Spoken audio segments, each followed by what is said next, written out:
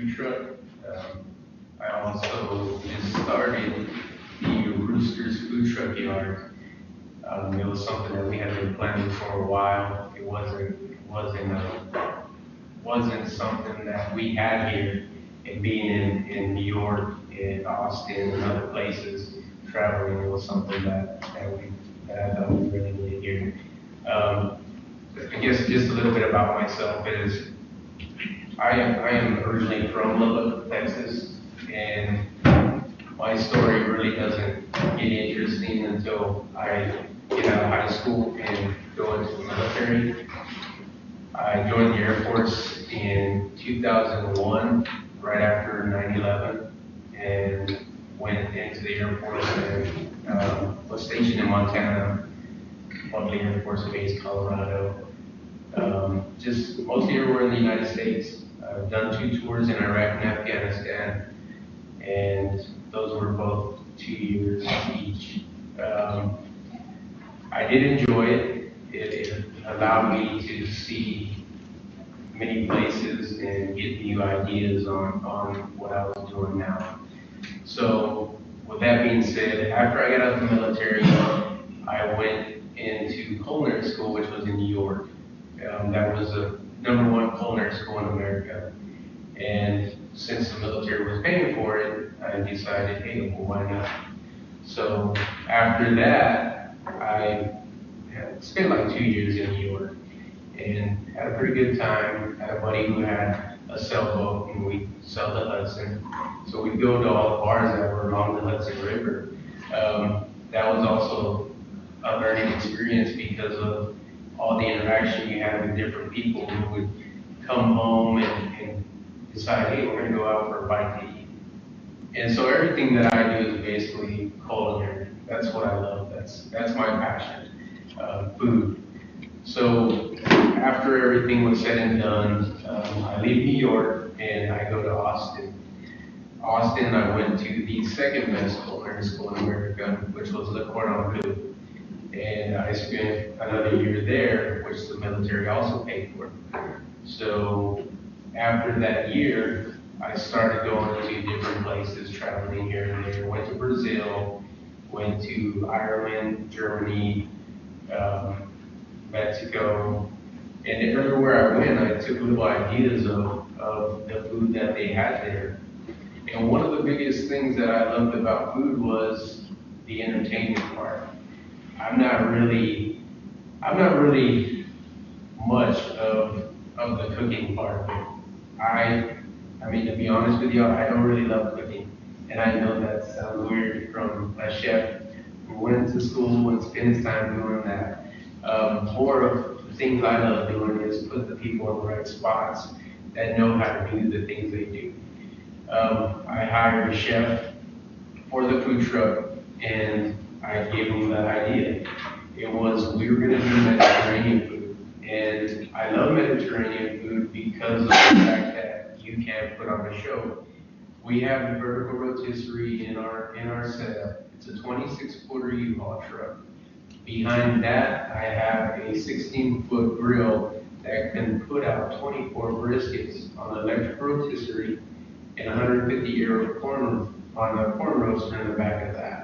So when you see my truck coming, it's just, you're like, this thing is awesome. It's like, this is a huge dream. Like, what? You don't even think about the food at first, but of course you can smell it. So we do take pride in what we have. But the other thing, like I said, with the entertainment is my truck has windows all the way around. So you see us, you see that we're up on our cleanliness. You see how well we prepare the food. You're part of the experience. And that's what I love about the culinary field is if you're going to come to my truck, I'm going to pull you in. And I'm not very big on public speaking, so I'm kind of going through this. But if you come to my truck, it's a totally different thing. It's what I know, it's what I do, it's what I love with showing people what we do. So with that being said, we took the truck and we said, hey, this is not enough. We need to do something bigger. We need to pull more people in because this is an awesome experience. Like, people love food. I've always My grandmother, my grandfather owned the restaurant, so I started when I was 6 years old and built. And I mean, all the family came together, of course, at the dinner table. So I wanted to extend that. And so I started telling everybody, hey, I want you to become a part of the Roosters family, which was when we started with the food truck park. So we decided to go ahead and find a location, and we found a location downtown. It's a pretty nice little spot. It has a parking lot and also a building right next to it that works out to work a food truck. So we decided to go ahead and get 3 other food trucks on this lot. And then 6 trucks wanted to join. And then 7 trucks wanted to join. And then 8, and then so on. I even had people call me from Lamesa in Dallas asking, hey, we heard about your food truck park. We would like to drive over there. And we want to keep it down to 6. So it's something that came together pretty fast because people wanted it. And that's what I've always wanted to bring to Lubbock, was something that people wanted. And the food truck business was one of those things. This morning I woke up and of course Taylor had asked me to come out here. It was yesterday. He had told me about that idea before. I didn't know who I was going to be talking to. I thought I was going to be talking to people who were starting off in the business or wanting to jump out. And I'm not quite sure. A lot of people here are already in here. You're set up. Yeah. So, I mean, my thing is I really want to help people out. And this morning when I woke up, it was, I think I need to tell Taylor I'm not ready for this. Like, I'm not a public speaker, and I didn't prep, and I had since yesterday. I think I need a year to prep for this. So, but it was just one of those things too. I thought, well, it's the same thing with my business. I always told myself, oh, tomorrow will work, the next day will work, next week will work, and I never got around to it. 10 years later, I still didn't have a business. So I just did what I did with the food truck. I'm not ready, or at least I didn't believe I was, but I jumped into it. And I took the chance. So here I am, telling you guys about my story. I wasn't ready, but I'm here. So if y'all guys have any questions. Thank you.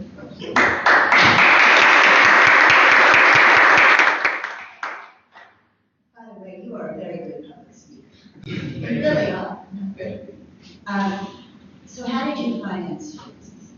I finance through friends and family.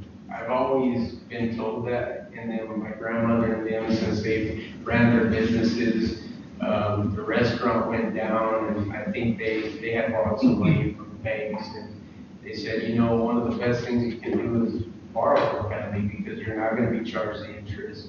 I had a pretty nice savings from saving up for the military, so it was minimal that I borrowed from family, but savings and then also family. So. One of the biggest things I've seen with like food trucks, I've got some friends over in Hawaii that have done really well with some of these things. Something I would ask, have you looked into, on a marketing standpoint, I mean, from as far as being famous, have you looked into like any kind of cooking shows or anything like that? Anything like that yet? Like me doing cooking Well, shows? well, no, like, you know, the little reality TV shows that they have like on the food channel, things Yeah. like that. They do a lot of these things where they, you know, the best food truck in America, Okay. things like Yeah. that, you know. And the crazy thing is, I've always told, hey, did you see this on Food Network? Did you see that on Food Network? Truthfully, I don't watch too much TV. I mean, I never watch TV. I'm always out either messing with my truck, thinking of the next idea that I'm going to put into place so that I can have more people come and feel like, hey, this is the place I want to be. You know, I feel welcome. I feel like this is family. You know, that's what I want to build. But everybody tells me that, hey, you know, have you tried this? So now I think I am going to make time to look at Food Network because there's so many things that people are like, hey, have you tried this? I'm like, well, did you go to culinary school? Because you know quite a bit of this stuff, you know. So, but other than that, no, I've thought about doing something like that because I have a friend in Memphis that runs a pretty successful food truck, and it's called El Mero Taco. And he's been out in the spotlight of newspapers and news channels and stuff like that. But I think there was a show called the Great American Food Truck Race. Is that what you were talking about? Something like that. But yeah, I mean, if I ever get the chance or the opportunity, I'll take it. I won't be ready, but I'll take it. I think you'll win. Is it? All right, I only know what I've read in the newspapers, but I know one time that, there was a food truck that tried to locate down in the Buddy Holly area. And Yes, sir. the city wouldn't let them locate there. And so what is the current zoning requirements on that? Obviously, you had to find a place, what did you rent or buy? Yes, sir, I'm renting at this And point. so you rented that, and so then that use is allowed on that property. Yes, sir. So if you've got 6 or 8 or 12 or 20 food trucks, do you see the ability to expand there, or do you guys, have you given some thought going back to this, maybe organizing and then going back to the city and trying to get some things changed there? Yes, sir, and I mean, we've had lawyers who come up to us that had cases in San Antonio and Houston for the rules and the zoning, because right now it's 200 foot from a residential and 100 foot from an existing restaurant. I'm not worried about zoning laws like that because I do follow within those, basically because I'm downtown. I have talked to zoning and planning.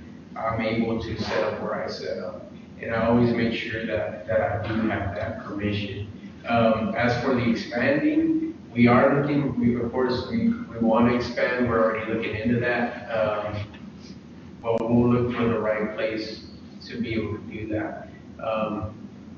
Mainly the places we'd be looking at is more out where there's not any restaurants to where you can come like, I don't know how many people have been to Salt Lake, I believe is what it's called. It's out in Austin. It's one of the nicer barbecue places. But we want to eventually become a barbecue joint that you get your food, your brisket and all that on butcher paper, and we do an awesome brisket that you want to go out there. It's just that experience. Everything with food is an experience. You can make your steak at home and do just fine, but it's coming out and having a good time. So we are looking at another place. Right now, I haven't pushed for maybe going to the city and saying, hey, we need to strike this 200 foot rule, just because I haven't had to deal with it. So I pretty much comply with those. Is there enough synergy like around the Kinsey Park or the Canyon Lakes? Do something like that? With something like that, then you have to get permission as well. It's just one of those things that it's an event. I try to do my grand opening for You Making Me Hungry in my neighborhood. And of course I had to talk to Park and Recreations, and then I had to run around from that, and then they said, hey, you need to talk to the zoning, and the zoning told me I had to talk to Parks and Recreations, and so I went back and forth, and I said, you know what, I'm just gonna do it somewhere else. I know that it'll be successful, and I did that. At the end of the day, I got a call from one of my buddies, and he says, you know, you could have done it in your area because your grandma owned the restaurant right there where the church has a parking lot, and that's zoned for restaurants. So because my grandmother had the restaurant right there, that was still legal to park there. And it was my grandma's own spot, so. No one told me that. Where exactly is it? It's in Guadalupe area, right by St. Joseph's Church. She bought 3 of the lots. My grandfather and grandmother were entrepreneurs themselves. They had hotels and restaurants and had a family. I have 9 uncles and 2 aunts. So she had the family run the business pretty much and cook, clean, do all that, so. But I don't know where that church is. Can you tell us what street? It's Avenue P and like Clovis Road and Avenue in Marshall Sharp, around that area. Oh. So, You've got a good thing going. thank you.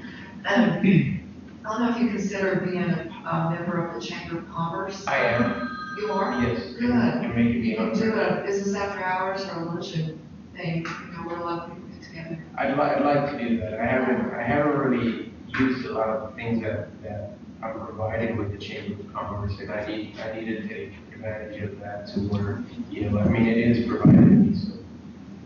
But thank you. My question is, what does a successful food truck look like? What kind of price range are you looking at for how much money to bring in? A successful food truck, I mean, it just depends on how much you're wanting to spend. You can spend $10 on a trailer, pulling around with your truck. If you don't have a truck, then you're spending more money on the truck. But, I mean, you can sell sandwiches.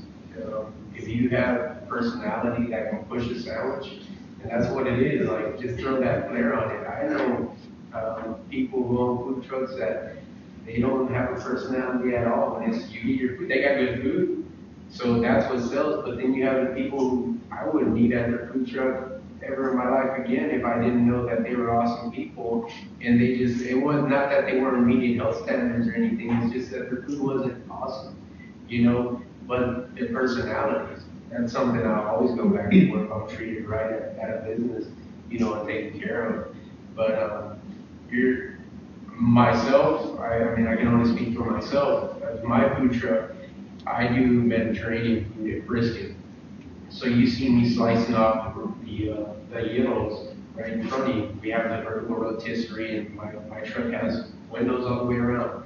So you see us cutting off the meat. You see me outside cooking the steak, the chicken, so you know everything's coming off fresh. So that's something I do. I mess with the pricing structure just because certain areas and certain spaces you want to pay, maybe, or even times, lunchtime, you don't want to pay that much for lunch, you want a lunch special. So I'll charge $85 for a gyro. And then other times when I'm at festivals, I'll charge $8 to $9 a gyro. And it's because you're at that place, you're gonna pay for it, But we also get pretty big servings. So it just depends on something like that. If you're gonna get an awesome meal that's gonna be filled up, then you're gonna be willing to pay for that. So. How often are you open? My hours are fluctuating right now. I'm still trying to get the food truck part up and running to where it is running smooth because of the tech students are out. That's mainly our demographics is tech students. So, I mean, we've done the research and hey, how long does it take to get from the stadium walking to the food truck park? 17 minutes, things like that. So, right now, since we're slow, we are doing Thursday through Sunday. And then since it's Father's Day weekend, we're taking that off. And our hours are from 11 a.m. to 2 p.m. for the food trucks. And then 6 to 9 p.m. for the food trucks. So you have the lunch and dinner. And we'll have the food trucks that will come out during lunch, and then 3 other food trucks will come out at the dinner. Or they can choose to stay there all day. But my food truck, You're Making Me Hungry, and Roosters Barbecue, which I do have on the truck as well, will always be there 11 to 9 p.m. And one more question. At the food park, do you always have the same trucks there? Is it always the same people, or are you rotating people in and out? Yes, sir. We're rotating the trucks out. At this point, we're trying to see what works, what people like staying there. Of course, we want it to be beneficial to both parties. So we want them to know that they're gonna have enough business to stay there in order to support their lifestyle or their living. But then we also want to know that we're gonna be able to pay the rent or whatever it is that we need in order to keep up with the building. And because we have horseshoes, we have beanbag toss, we're gonna put in a volleyball court, so all those things need to have money coming in. Live entertainment as well, so we're trying to make it that easy to be. First statement, I'm a believer, the lamb is pretty impressive. Have you tried it? You gave it to me one time. Yeah, it was pretty good, so. Thank you. Just try lamb. Yeah. Have you looked into branching out in the southwest a little bit? Is that a feasible market model for y'all? That actually is, we're looking at everywhere right now. It's what land is available, zoning. I think we can do good anywhere, truthfully. And it goes back to the personality, getting people in, drawing them in for the reason that they love the idea, they want to support the idea.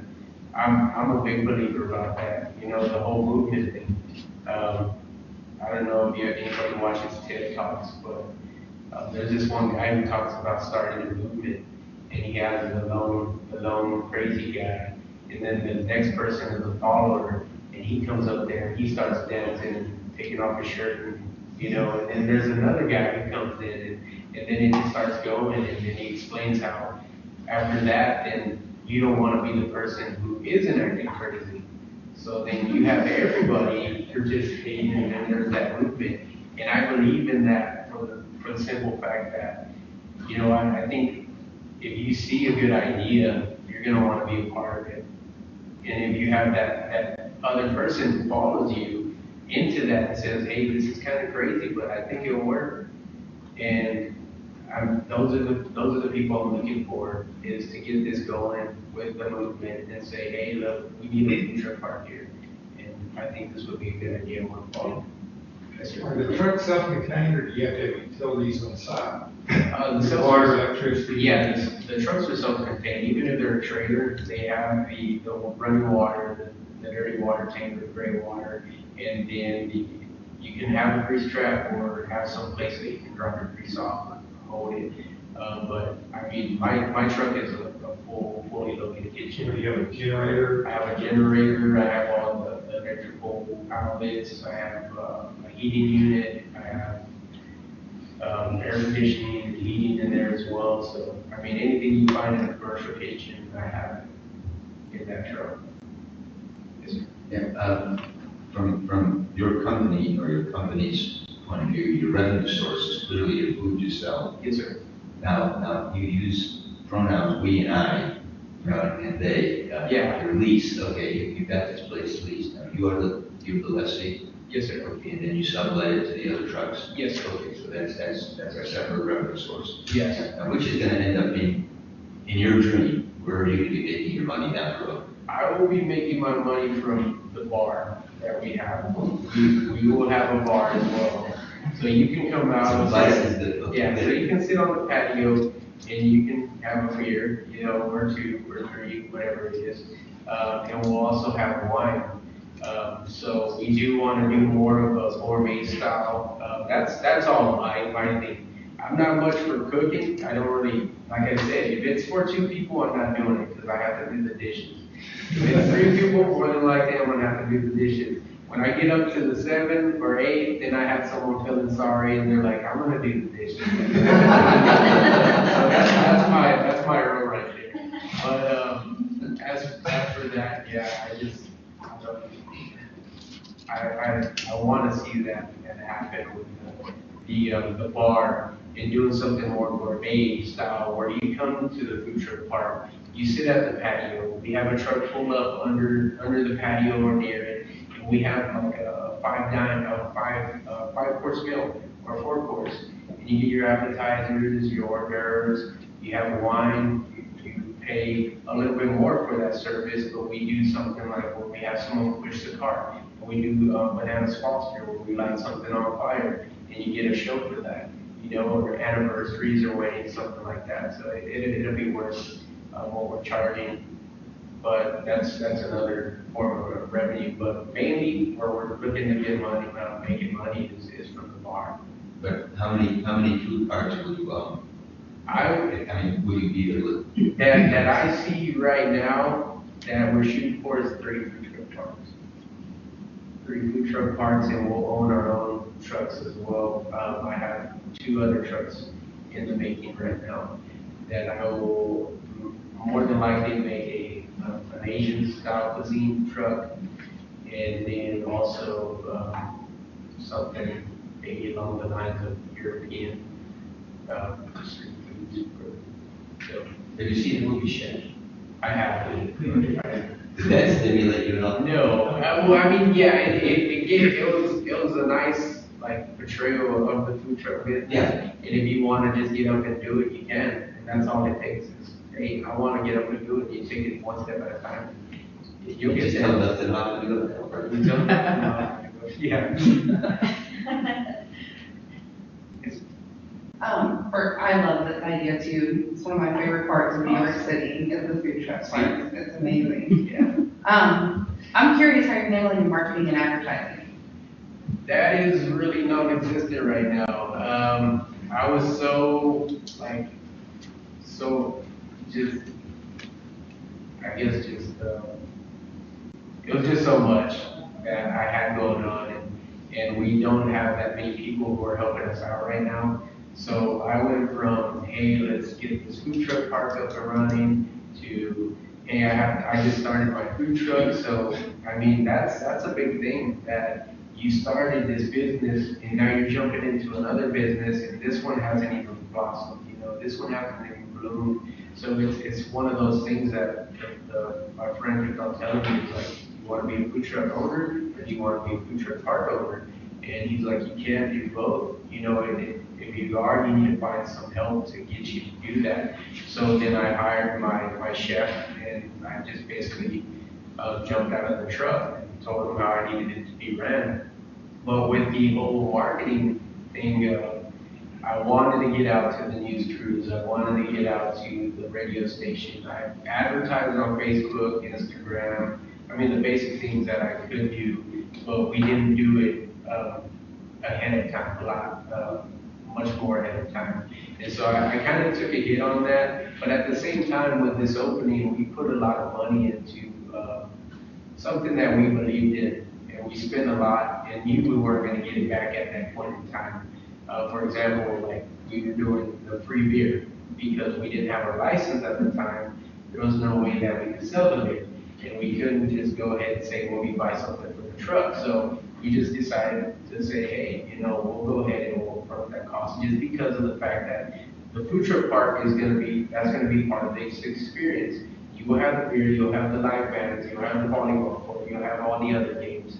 And we did that, but when it came to advertising, we were okay with not having the big draw, just to see how everything came together and work out the kinks with not so many people, and be overwhelmed and be like, wow, this was just too much, and people have a bad experience.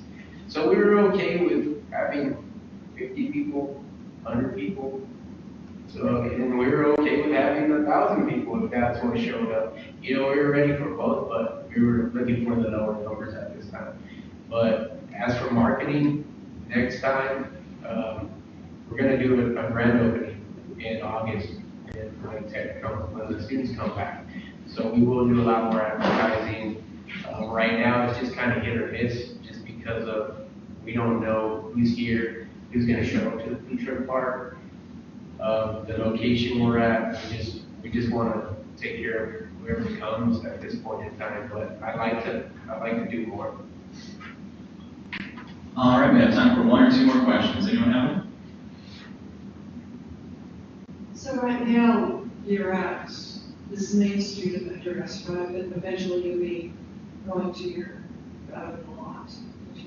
Well, no, I've been set up at the food truck park for about 3 weeks now. And I'm right by the Chamber of Commerce, right there by Wells Fargo. And I was setting up there every other day, because it started getting to where I could take care of both the projects, and until I found the chef that I have now. So I will push to be out there, even though it's Thursday through Sunday. I'll push to be out there every day, at least my truck. And then until we find the trucks that fit in the food truck park and we want to be a part of it, then we'll open it up. We'll probably shoot it Monday through Sunday once school gets back in. And then we have a bar. What that Did you do Thursdays through Sundays or Thursdays and? Thursdays through Sunday. Um, I'm sorry. I've been to Indiana and McPherson Sellers, you know, Okay. and they got some food trucks out there. One of them was a pizza truck. The truck. That's great pizza. Yeah, it is. But I didn't know if you'd ever been down there or Yes, sir. had an opportunity to. I have been down there, and I love just, I mean, I love wine. So I try to go out to the Llano and other places like that, when I go to Colorado and just other states. I try to go to the wineries, just because it's an awesome experience. People you meet, winemakers there are awesome. But yeah, I have been there. I know all the food trucks. So I've been in contact with them and who we're gonna get, but yeah, that's a good idea. And that's what we're trying to partner up with as well as McPherson's and Llano, so that they have a sommelier come out and do when we have the nice gourmet style cooking, that they have a sommelier come out, we have the pairings with the wine, and you do get that other experience. So there's quite a bit of things we're trying to hit on and pull everybody out to the park, so we'll see. Great questions, everyone. And our last question is, what can we as a community do for you, Jarvis? As a community, that's how I see this all working out. I've put that on paper all the time. You know, you have to get the community behind you. You have to get the locals. That's a big thing that we push for is local, everything local. My ice cream that I do with my crepes is from the Oasis. He's here. He makes those jams that I use in my barbecue sauces from Kelly B's. She's here. She makes that. I'm going to start a partnership with the farmers market. Whatever they can sell or what they can use, I'll use. So everything, I mean, from the paintings on the buildings will be from local artists who do things like that. And everything that I can keep it in Lubbock, I'm going to keep in Lubbock. So the only thing that I ask from the community is that I get the support from you guys, just for the fact that, I mean, this isn't going anywhere unless I have backing of you guys and everybody else in Lubbock. So I really want this thing to be big, not for me, not for the sake of money, but because I want to see something bigger in Lubbock, and because I can point and say, hey, y'all did it. I was just here, you know, I had the idea and y'all supported it, and thank you. I want to be able to give y'all thank you at the end of the day. And so I'm looking forward to that. I want to thank y'all right now anyway, so appreciate y'all coming out. If you notice, we got some flyers out, there's some new faces. We need a lot more new faces to keep coming, especially where all the people tech students are gone. So if you take these, please take as many as you want. If you don't have enough, let me know, we'll get you more. Pass them out, business cards, anybody we can connect to, just send them our way and invite friends and if you think it. Thank you. Yeah, but I would like y'all guys to come out to the park. We will be open Thursday. Wednesdays, I have a hibachi chef from Ohana's. I don't know if some of y'all guys might know him. His name's Josh. He gets out there and puts on a pretty nice show. And I mean, if you've been out there, you kind of know who he is. But he'll be coming on Wednesdays. I know I said we're open Wednesdays and Sundays. That's the dirty trucks that y'all will see.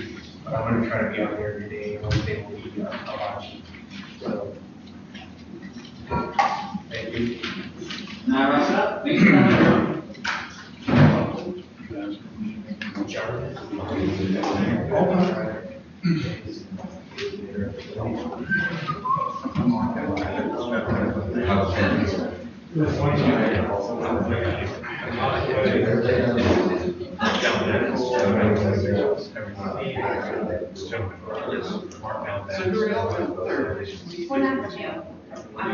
Okay, you're next week. Excellent. I'm glad you got to come.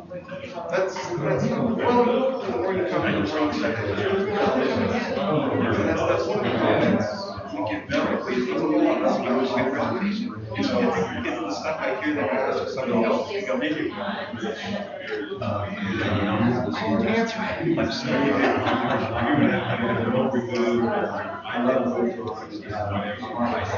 right.